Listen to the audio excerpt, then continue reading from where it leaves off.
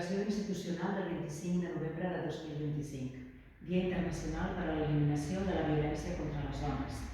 Aquest 25 de novembre, Dia Internacional per a l'Eliminació de la Violència contra les Dones, alcem la veu amb claredat i fermesa per denunciar una realitat que ens colpeix i que ens obliga a actuar amb urgència. Les violències masclistes continuen sent una de les vulneracions més greus, persistents i invisibilitzades dels drets humans, tant a Catalunya com arreu del món. És imprescindible entendre que es tracta d'una violència estructural i per això es dona en tots els àmbits, com la parella, la família, la feina i l'espai públic.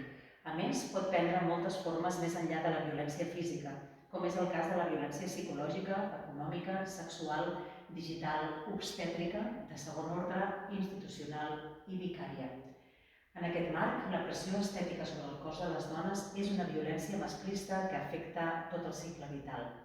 La imposició de cànons irreals i la cosificació, sovint amplificades pels mitjans i les plataformes digitals, limiten drets i llibertats, danyen la salut física i psicològica i condicionen la participació plena en tots els àmbits.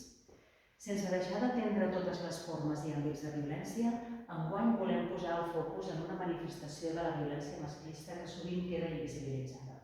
La violència en l'àmbit digital, que afecta les dones de qualsevol edat, context social i origen, però que impacta sobretot en la vida de les més joves. La reforma que fa la Llei 17/2020 de la Llei 5/2008 del dret de les dones a erradicar la violència masclista reconeix la violència digital com una forma específica de violència masclista, tant pel que fa a les seves manifestacions com als espais on es produeix.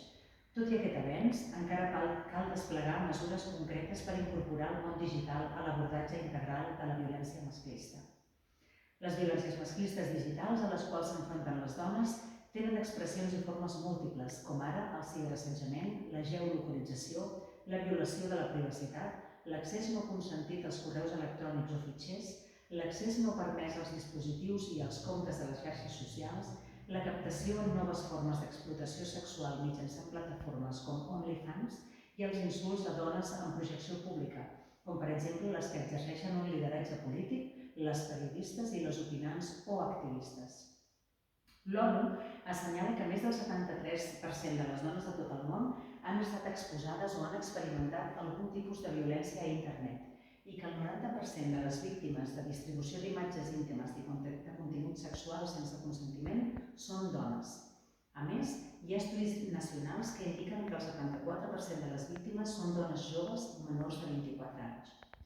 La violència masclista en l'àmbit digital afecta el benestar de les víctimes, reforça estereotips, danya la dignitat i la reputació, atempta contra la privacitat i la llibertat de les dones, adolescents i infants, causa pèrdues econòmiques i n'obstaculitza la participació política i la llibertat d'expressió.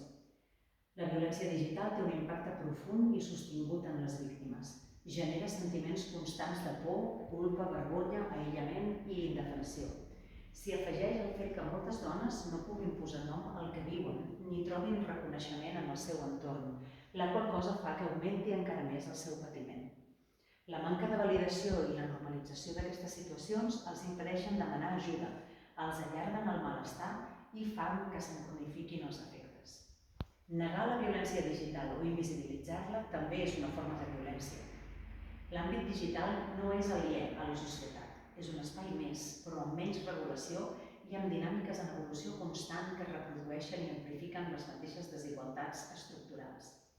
En aquest context, els discursos antifeministes i negacionistes de les violències masclistes busquen minimitzar o invisibilitzar aquesta realitat i utilitzen les xarxes socials com a eina de lluita per atacar el feminisme i fer retrocedir els drets de les dones, alhora que qüestionen i posen en risc els avenços assolits gràcies a dècades de lluita feminista.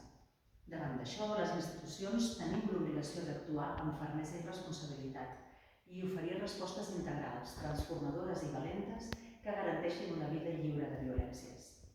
Erradicar les violències masclistes des de qualsevol espai és una premissa imprescindible per avançar cap a una societat justa, democràtica i igualitària.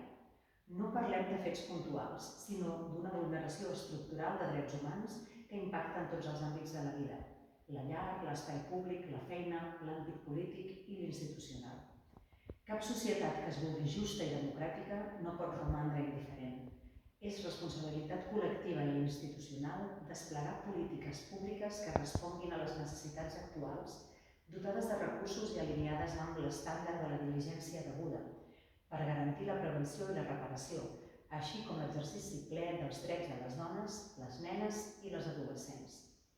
La Generalitat de Catalunya, els ajuntaments, consells comarcals, diputacions, altres administracions supramunicipals i les entitats municipalistes refermem el nostre compromís de dedicar tots els esforços i recursos necessaris a avançar cap a una societat lliure de violències masclistes.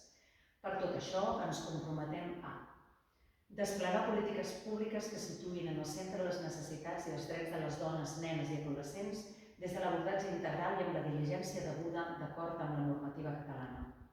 Potenciar les polítiques de detecció, prevenció i sensibilització de les violències masclistes, aprofundint molt especialment en les violències digitals. Reafirmar el nostre compromís de dissenyar i executar una resposta integral i coordinada en l'erradicació de totes les formes de violència masclista amb un pacte català contra les violències masclistes.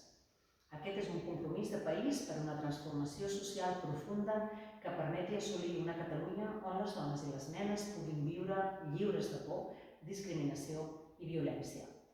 Continuar treballant plegats i plegades des de tots els àmbits, institucional, comunitari, tercer sector i ciutadania, per una Catalunya feminista, justa i lliure de masclisme. No podem esperar més ni podem mirar cap a una altra banda. Erradicar les violències masclistes no és una opció, és una obligació col·lectiva i un mandat democràtic. Per una vida lliure de violències masclistes, ni una sola excusa ni un pas enrere.